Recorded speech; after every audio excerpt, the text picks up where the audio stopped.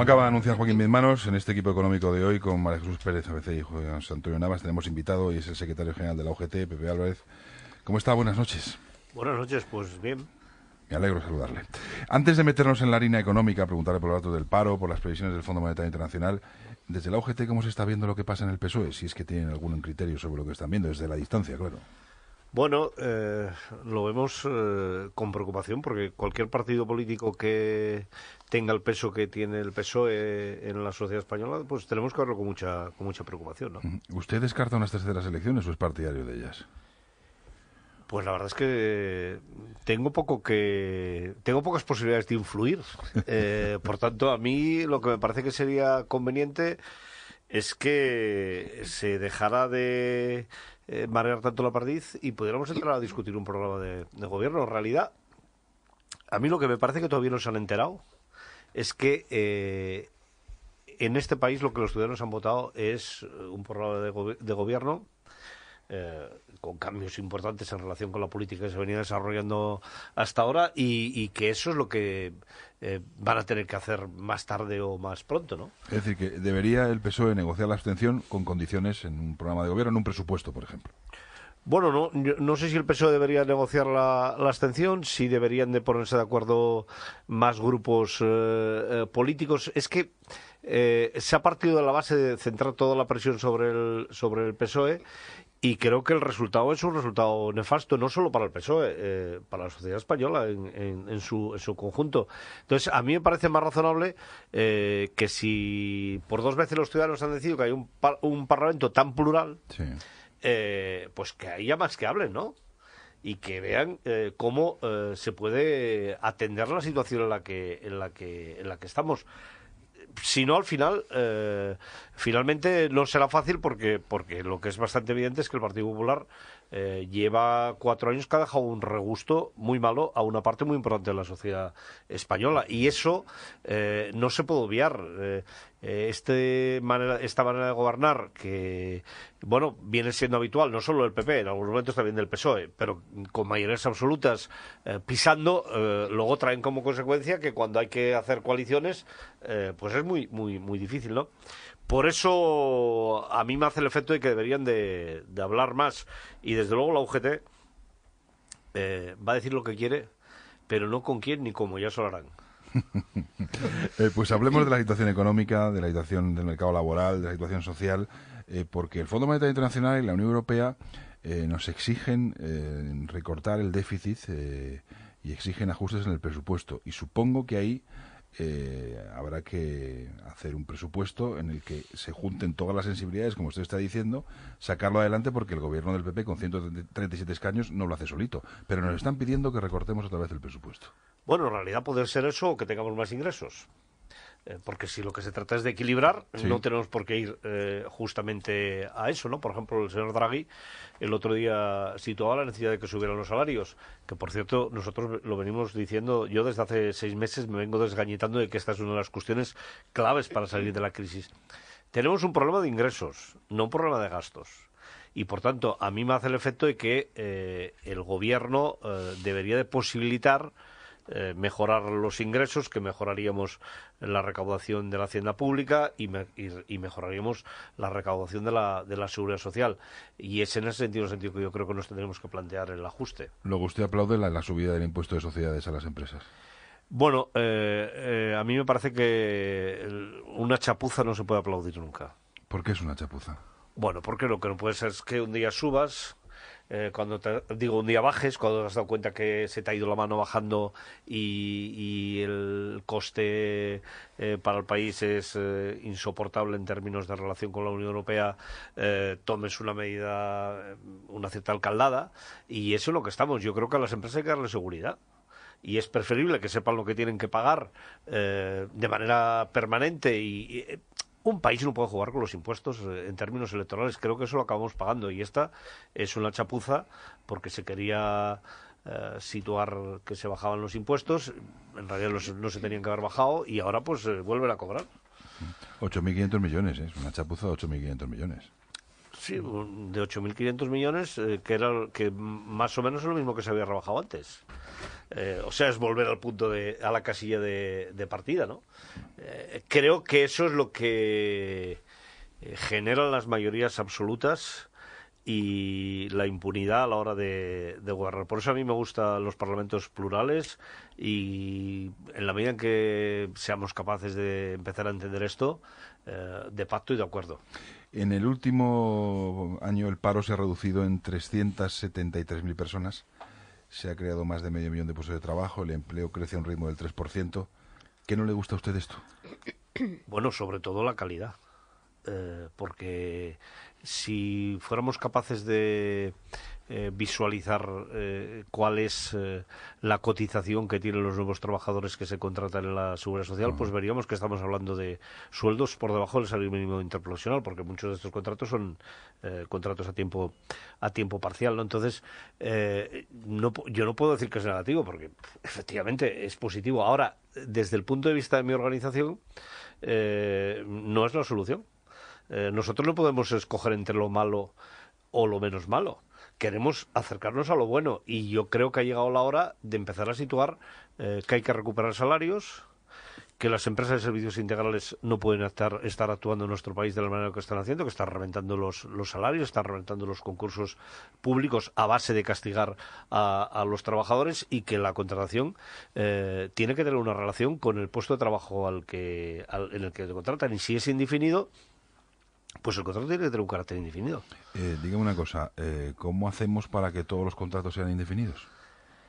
Se han firmado casi 2 millones de contratos en el último mes, ¿no, Joaquín? 1.900.000. Pues fíjese, primero, yo creo que los contratos no deben de ser todos indefinidos. Y fíjese que lo dice el secretario general de la UGT. Pues sí. ¿Por qué no deben ser todos indefinidos? Porque todos los trabajos en nuestro país no son indefinidos. Y yo podría quedar muy bien y decir que todos sean indefinidos, y fíjate, pero en realidad nosotros somos un país que trabaja mucho en temporadas, y ahí hemos situado el tema de los fijos discontinuos, sobre todo en el momento que las empresas necesitaban más calidad. Es decir, necesitaban trabajadores formados, y por tanto introdujimos la figura del fijo discontinuo. Pero esta idea del contrato único es vender humo, porque nosotros somos un país con una parte importante de la actividad que tiene que ver o con la recogida agrícola, o con las transformaciones vía conserveras, o con el turismo, ¿no? Por situar el último, sí. que es el primero. Entonces dices, bueno, vamos a obligar a que todo el mundo tenga un contrato. Pues no, en realidad lo que se está diciendo es, vamos a hacer que todo el mundo sea precario, y ya tenemos cubierto los temporales, porque como todo el mundo será precario, pues no habrá que despedirlos, ¿no? Eso, en una economía como la española, que quiere, por lo menos desde mi punto de vista, que la industria y la calidad sean dos elementos básicos, creo que no se puede mantener. Pero incluso en el turismo necesitamos levantar el nivel de calidad. Este país no puede continuar basando el éxito de un año turístico en función de las personas que vienen. Tenemos que empezar a ver las personas que vienen, que dejan. Y para hacer eso tenemos que tener profesionales de primer nivel. Y para tener profesionales de primer nivel, ¿qué tenemos que hacer? Formarlos y darles estabilidad. Que el turismo, la hostelería, no sea un oficio de paso, como por desgracia yo mismo pasé cuando tenía 14 años. Eso continúa haciéndose, y yo creo que eso no nos da valor añadido de futuro. ¿Y qué decir de la industria, ¿no? Que en realidad la temporalidad es el fracaso del valor añadido de nuestros productos, porque en Alemania sobre todo cuidan a los trabajadores, porque saben que sustituirlos por otros les va a costar mucho, porque lo que producen requiere una cierta calidad, ¿no? Dígame, la actual legislación laboral, a juicio de la UGT, ¿ha creado o destruido empleo en España? La legislación en vigor desde el año 2012. Bueno, yo creo que ha destruido empleo, sin ningún lugar a duda, y ahora puedes decir que ha creado porque Sí, hay un proceso ahí de están las recuperación cifras, ¿no? de la economía, pero no por la legislación, sino porque hay un proceso de recuperación de la economía. Pero yo creo que la legislación laboral, en el momento en que se aprobó, la última, o sea, la de Zapatero en el 10 y la de Rajoy en el 12. Y la de Rajoy en el 12 fueron dos elementos que destruyeron empleo de manera absolutamente entonces, ¿por qué baja el dramática. No, el paro ha bajado después, porque ha mejorado el Producto Interior Bruto y porque efectivamente llega un momento que se crea empleo. Atribuirlo a la reforma laboral, pues bueno, yo creo que gratuitamente todo el mundo lo puede hacer, pero le pondré un ejemplo. Sí. Yo sentí al presidente del gobierno ir a visitar la Renault Sí. a Valladolid Sí. y decir, esto es gracias a la reforma laboral. Oiga, que no es verdad. Nosotros firmamos el acuerdo de Renault y el acuerdo de Renault no introduce ningún elemento de la reforma laboral. Es más, sin reforma laboral firmamos el acuerdo del Q3 en la SEAT. Por tanto, no, eso no es cierto. Pero el sector del automóvil es un caso aparte.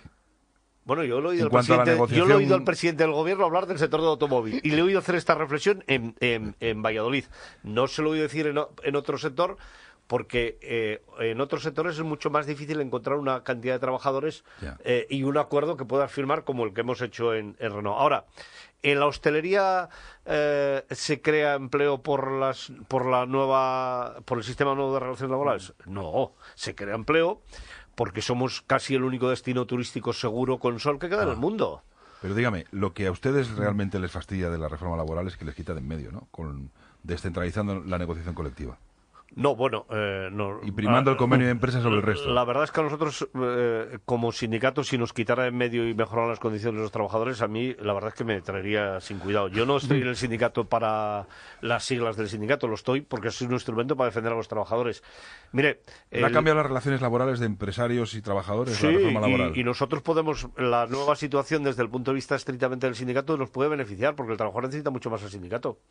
Porque en la medida en que tú la negociación colectiva la haces colectiva sí. y los temas los tratas colectivamente en las empresas o en los sectores, aquí entra el bien común que digo yo, que es que los sindicatos tenemos que negociar para todos los trabajadores, estén afiliados o no estén afiliados. En el momento en que el trabajador tiene una cuestión de carácter individual y tiene que venir a la sede del sindicato y utilizar los servicios del sindicato, o se afilia o cobramos. Por tanto, eso no es así. Lo que ha facilitado los convenios de empresa, pues es una cosa muy sencilla, es una cuestión muy sencilla. Las empresas de servicios integrales, convenio de la hostelería de la provincia de Barcelona. Y lamento mucho hablar de Barcelona, pero es lo que conozco. Bueno. Ya iré conociendo otros convenios y ya hablaré de otras provincias. Pero 1.300 euros, camarera de piso. Empresas de servicios integrales que han entrado a hacer el mismo trabajo. No llega a 700. Bueno, ¿alguien me va a explicar a mí que eso ha redundado en la mejora de la economía del país? Pero si los turistas van a venir igual, si los precios de los hoteles en Barcelona no han bajado. Es en ese sentido, en el sentido que yo creo que ahora hay que retomarlo. Es más, yo estoy hasta dispuesto a decir que hay que retomarlo. No derogarlo. Es que derogar se va a derogar. ¿Por qué? Porque es que si no lo derogas está en vigente y esto no puede continuar vigente. O sea, hay que derogar la reforma laboral. Hay que derogar la reforma laboral y hay que sentarse en una mesa y hay que situar con la patronal las reglas del juego. Yo soy de los que cree que las reglas del juego laborales en un país, fundamentalmente los países serios, las acuerdan las patronales y los sindicatos. Uh-huh. Déjeme que pregunten también los compañeros aquí en la mesa. A ver, María Jesús. Fuera de la reforma laboral, si la derogamos, ¿usted cree que con una economía que parece que este año va a tener su tope de crecimiento y al año que viene empezaremos a caer, se puede crear empleo y además se puede crear empleo de calidad sin una reforma laboral, con otras normas? Porque habrá que tener otras normas. ¿O habría que hacer otra reforma laboral? Bueno, aquí esto se puede situar de dos maneras, ¿eh? Una es derogarla y volver a la norma anterior. Y nosotros negociar con la patronal, porque la norma anterior tampoco servía. O sea, yo no estoy defendiendo la norma anterior, ¿eh? La norma anterior tampoco servía. Ahora, lo que es cierto es que la correlación de fuerzas, la nueva reforma laboral la ha situado todo del lado de la patronal y por tanto nosotros en esa correlación de fuerzas a la hora de negociar con la patronal estamos en peores condiciones que hubiéramos estado con la norma anterior, para entenderlo, ¿no? Entonces, como hay ese dilema, yo a la patronal le he planteado en estos 6 meses 2 o 3 veces Oiga, pero ¿por qué no nos sentamos ahora que estamos en tregua, o sea, que no hay gobierno, y vemos si estas cosas que ustedes dicen, que las dicen ellos también, que no les gusta, que hay cosas que podemos poner blanco sobre negro y decirle al futuro Parlamento, mire, estos son los puntos que creemos que deberían de tratarse y en estos estamos de acuerdo y en estos no estamos de acuerdo. Este jueves se van a reunir con la patronal. ¿Y con la ministra? No, con la ministra no. ¿La ministra no? No, con la patronal. Ah, bueno. Pues sí, pero también digo que se ha generado un cierto revuelo. Es una reunión que teníamos prevista mucho antes del sábado, del sábado pasado, para entendernos, y que forma parte de las reuniones habituales. Yo creo que nos tenemos que reunir porque tenemos una asignatura pendiente, que es el acuerdo interprofesional, y es normal que hablemos además desde una perspectiva general. A ver, Navas. Sí, hablando de la reforma ¿Te ha gustado laboral, eso de la tregua, que no hay gobierno? No, sí, no sé si es una tregua, pero evidentemente el gobierno está en funciones, Dale. con todo lo que eso significa. No, cuando hablamos de la situación del mercado laboral, evidentemente cada uno tenemos unas maneras de entenderlo y probablemente desde los sindicatos pues siempre haya argumentos de crítica a la gestión de un gobierno, sea del PP o del Partido Socialista. Pero yo quiero hablar de el ajuste que ha habido que hacer dentro de la propia UGT, porque UGT también ha sufrido un importante ajuste como entidad corporativa sindical, Como empresa. como empresa. Los trabajadores que han salido de UGT, que han perdido, que han destruido su puesto de trabajo, o sea, UGT también ha destruido puestos de trabajo como consecuencia del ajuste. Eso se llama destrucción, ¿no? Perder puesto de trabajo es destrucción. ¿Cuánto han cobrado de media? ¿Qué indemnización han cobrado? Porque si suspendemos la reforma laboral hay que readmitirlos y pagarles a 45 días por año trabajado. Bueno, eso no sería el gran problema. Eso no sería el gran problema. Y Bueno, ya es una buena noticia. Si todas las empresas hicieran lo mismo...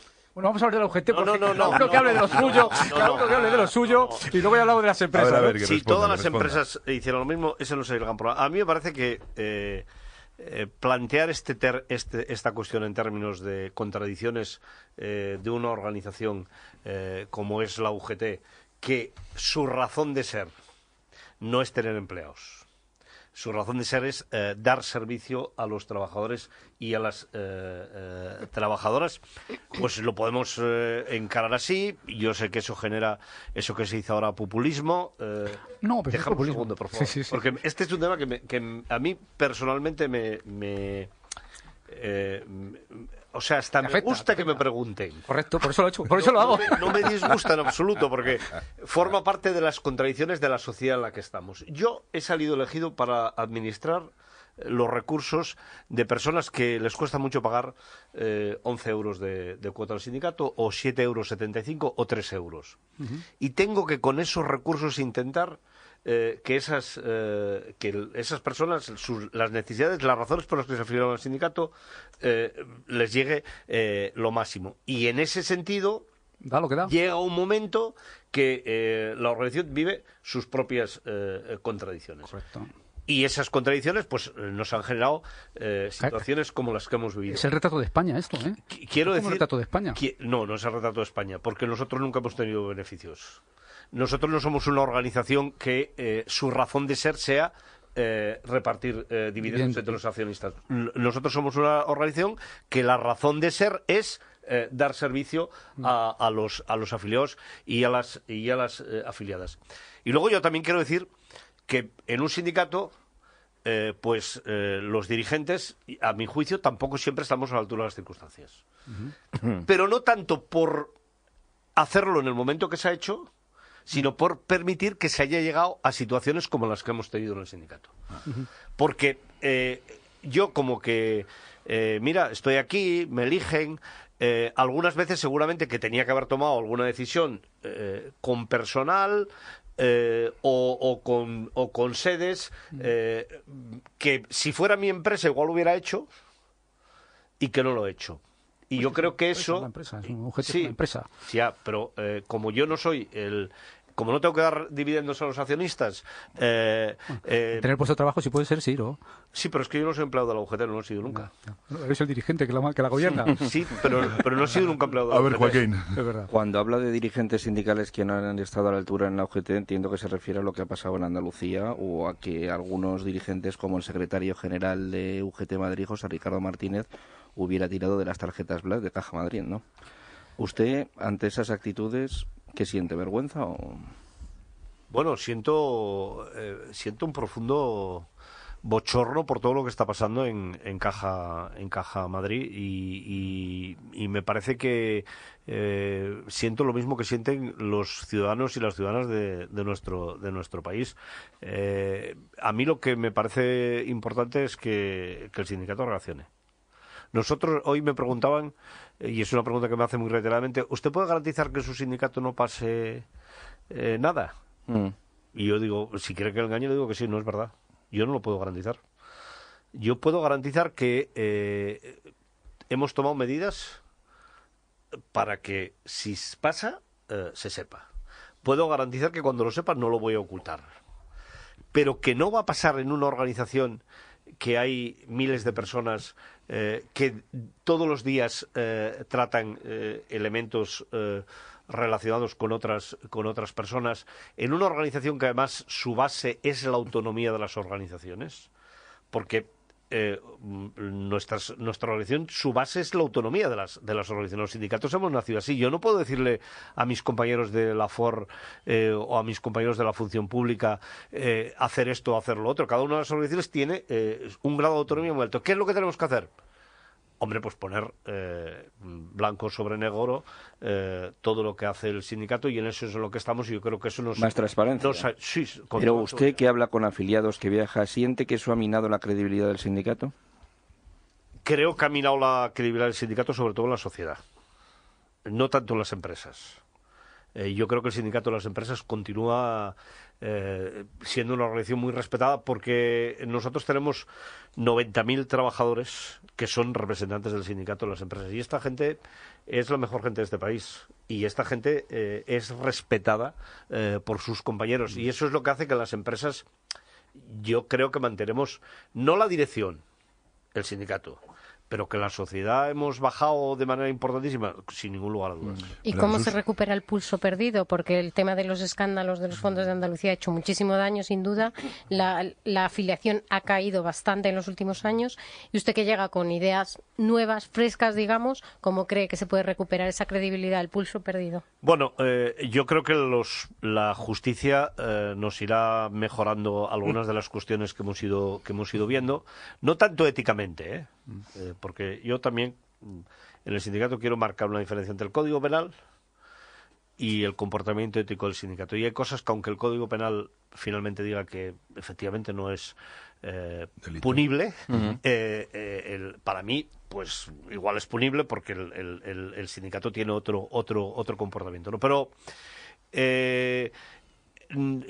nosotros tenemos que hacer un esfuerzo de reducción de la cúpula, dicho en términos populares, del sindicato. Hay que hacer que esos recursos lleguen a las organizaciones de base del sindicato, y eso nos generará algunos conflictos, como el que hemos tenido no hace mucho tiempo. Los vamos a tener que convivir con esa situación, y tenemos que pisar calle. Yo llevo desde el mes de septiembre, cada semana me caen 2 asambleas y me lo paso muy bien, escuchando a los compañeros, con una presencia absolutamente formidable, y con una organización que está viva y que tiene muchas ganas de que los dirigentes del sindicato se puedan identificar con los dirigentes del sindicato, ¿no? Pues Antonio. Estamos en el año 2016, llevamos 5 años, uno en funciones de gobierno del Partido Popular, 5 años, y yo quisiera que, aunque sea por última ocasión, miráramos por el retrovisor, porque creo que lo que hay que hacer es mirar hacia el futuro, ¿no? Pero como estamos mirando tanto por el retrovisor, y en este país nos gusta tanto mirar por el retrovisor para señalar lo que pasó atrás, yo le digo, honestamente, la foto fija de la España del 16 no es extraordinariamente mejor que la España del año 11. honestamente? Pues honestamente, para muchísima gente de este país no. No.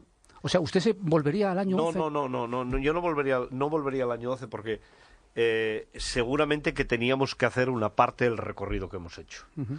Pero hay muchísima gente en este país que en el año 12 tenía algún recurso. Había más pensiones de personas que cubrían necesidades de la familia. Y todo esto se ha acabado.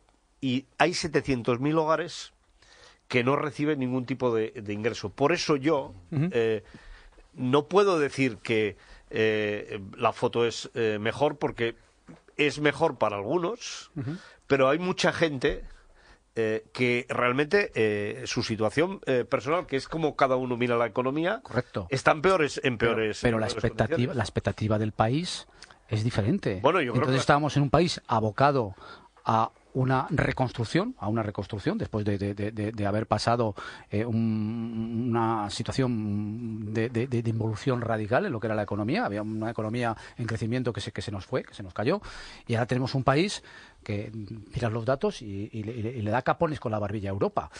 Yo creo que eso es positivo. Yo creo que al final se han hecho cosas, evidentemente con mucho sacrificio, con mucho dolor, de todo. La clase trabajadora nos hemos, y ahí pongo la primera persona del plural, empobrecido, pero el hecho consumado es que la expectativa con la que hoy puede mirar el país hacia adelante no es la del año 11. El año 11 estábamos en ruinas. A ver, no reconocemos esos principios básicos, elementales. No es un problema de reconocer, a mí no me costaría nada. Si creyera en ello, a mí no me costaría nada, porque a mí la verdad es que tampoco soy una persona que desde ese punto de vista, no, al contrario, me gustaría poder reconocerlo, pero es que creo que si hago ese reconocimiento así, hay mucha gente a la que yo represento que no se va a sentir identificada con lo que estoy diciendo, porque hay mucha gente que tiene esas dificultades. Y luego, al tanto con eso de que somos el país campeón. Porque eso lo dijo otro presidente del gobierno. No, por eso lo digo. Sí, es que iba justamente a ese presidente del gobierno que lo dijo. Es decir, España es un país que depende cómo es un gigante con los pies de barro. Nuestra economía tiene algunos elementos que vienen como consecuencia de coyunturas que no decidimos nosotros, que nos han beneficiado de una manera brutal este último tiempo. Incluso en la industria.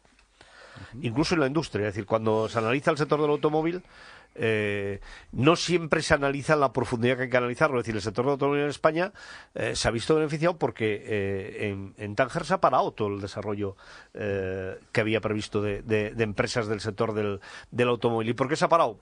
Pues por una noticia absolutamente desgraciada, que es toda la expansión del islamismo y el miedo que provoca esa situación.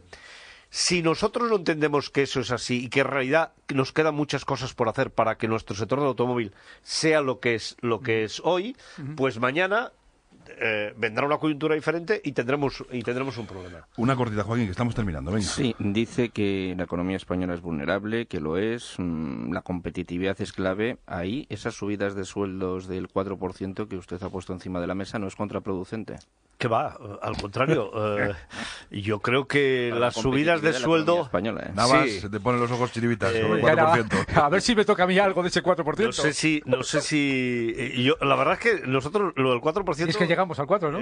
Oficialmente no está arriba de la mesa porque vamos a llegar a un acuerdo con los obreros. Que los empresarios ya le han dicho que no. Bueno, los empresarios... Claro, que van. Ellos han hablado del 4, 1. el 5. A mí la verdad es que me parece mucho más criticable el 1 el 4. Que el 4, pero ya que hablamos de Alemania, el sindicato del metal de Alemania está planteando una subida de salarios del 6%, con subida salarial el año pasado del 4%, del anterior del 4,5% y con un crecimiento del PIB inferior al que tenemos en nuestro país. A mí me parece que los salarios están en su derecho de equivocarse, ¿eh? Por supuesto. Con crecimientos económicos, claro, pero también de equivocarse, porque un crecimiento del 1 y pico por ciento, pues ahí está. Que, bueno, la verdad es que muchos no se equivocan, ¿eh? Bueno, últimamente les estamos comiendo la tostada a los alemanes. Les estamos comiendo la tostada a los alemanes. Tenemos un diferencial de inflación mejor que ellos, tenemos una capacidad de recorrido económico mucho mayor. La verdad es que yo eso no me atrevería a decirlo. Hombre, a ver, María Jesús, que tienes una curiosidad final, venga. Ayer escuchábamos que quizá los robots en algún momento tengan que llegar a cotizar. ¿Va en ¿Vamos serio? a ver eso? ¿Eso es en serio? O... Eso va muy en serio. ¿Que coticen los robots? Los robots es una manera de explicar que desde finales del siglo... que a finales del siglo XVIII, cuando entró la máquina, se produjo un gran cambio. Hoy estamos inmersos en ese cambio. Y si en Alemania la Volkswagen tiene líneas de montaje de coches que solo hay robots, en algún momento vamos a tener que plantearnos esta cuestión. Y a mí me parece que, hablando de la seguridad social, del Pacto de Toledo, reflexionando cómo vamos a repartir los beneficios que representan las nuevas tecnologías, una manera de explicarlo gráfica, que ya sé que me he recibido por todos los lados. Por todos, pero por todos. Esa iniciativa está en el Parlamento Europeo. Ya lo sé que está en el Parlamento Europeo. No es Usted una por todos iniciativa, lados, sí. no es una iniciativa así espontánea. Usted se ha sumado a esa idea. Yo me he sumado, pero lo que sí que es verdad es que yo le he puesto nombre. Pero es que a mí me parece muy bien, que hasta vaya, es que me parece fantástico. Pero hay mucha gente que me ha entendido. Si le diera muchas vueltas, igual no me hubiera entendido mucha gente. Por cierto, ¿cuántos afiliados del PP tienen la UGT? Pues bastantes. No sabría cuántos porque no sé de ningún partido cuántos. No le preguntamos a la gente cuando se afilia cuántos. Pero tiene usted afiliados del PP. Sin ¿Y ningún quiere lugar de más dudas. afiliados del PP? Por supuesto, del PP, de Podemos, de Ciudadanos, del Partido Socialista. Yo creo que la UGT se convierte en un sindicato, desde el punto de vista de la presencia política, todo lo más multipartidario posible. ¿Qué dices, Navas? No, que quería solamente que poder sumar a don Pepe Álvarez a la porra, ¿no? A la porra que hacemos ¿A qué porra? en estos Venga. momentos en este país. Es un dirigente sindical importante, es un Sí. dirigente, por A ver, tanto, la porra, venga. en el mundo económico. Que no hay Madrid-Barça, o sea, que él es del No, Barça, no. te lo digo ya, ¿eh? Como debe ser, Y ¿no? Navas del Madrid. Tiene su derecho también a equivocarse, los alemanes. Hasta ahí podemos- es que el derecho a equivocarse es una cosa muy importante en la vida. Venga. No, la pregunta, la porra. ¿Gobierno antes del 31 de octubre o elecciones el 18 de diciembre? A ver, Solamente se hacen esas dos opciones. mójese, Pepe, Pues la mójese. verdad es que... No, bola de cristal, bola de cristal pondría- solo. No pondría ni un euro yo, ¿eh? X. No pondría ni un euro. ¿A X. dónde? ¿A dónde? A nada. En la porra no pondría ni un euro, ¿eh? Nada. Joaquín, últimos segundos para los periódicos de mañana, que los contamos también aquí en el equipo económico de la Linterna, las titulares económicos. Con mucho sobre el Fondo Monetario Internacional, en las páginas de economía de ABC prevé que España crezca el doble que la media de las economías avanzadas. El economista del FMI da a España la mayor subida de crecimiento de todo el mundo. 5 días se fija en cambio en que el Fondo Monetario Internacional carga contra la desigualdad y los populismos. Sobre los datos del mercado laboral en ABC, cada día se crearon 1.430 empleos en septiembre, y también el otro gran protagonista de la prensa es Rato. En ABC defiende que las Black eran un sueldo legal. 5 días en la misma línea defiende que las Black eran una parte de su retribución. En Expansión recogen unas declaraciones de Rato, entrecomilladas: la tarjeta era un instrumento de liquidez que me venía muy bien. Ahora le llaman así. Yo le agradezco mucho su presencia en la Linterna, el equipo económico. Pepe Álvarez, secretario general de la OGT. Hasta la próxima. Muchas gracias y buenas Muchas noches. gracias, buenas noches. Hasta aquí la reunión del equipo económico. Adiós, María Jesús Pérez, ABC. Adiós, buenas ¿Has noches. terminado ya la ABC hoy? No, no hemos acabado. Pues nada, vamos a trabajar otro rato. Que no vayan a poner un robot. Cuidado. Efectivamente. Cuidado, Bueno, cuidado. trabajamos ya casi como robots, ¿eh? Mira, fíjate. Adiós, Navas, ¿eh? Muy bien, hasta la próxima. Muchas Cuídate, gracias. cuídate. Hasta Lo mismo luego, digo. Joaquín, mis manos. Hasta mañana. Un momento.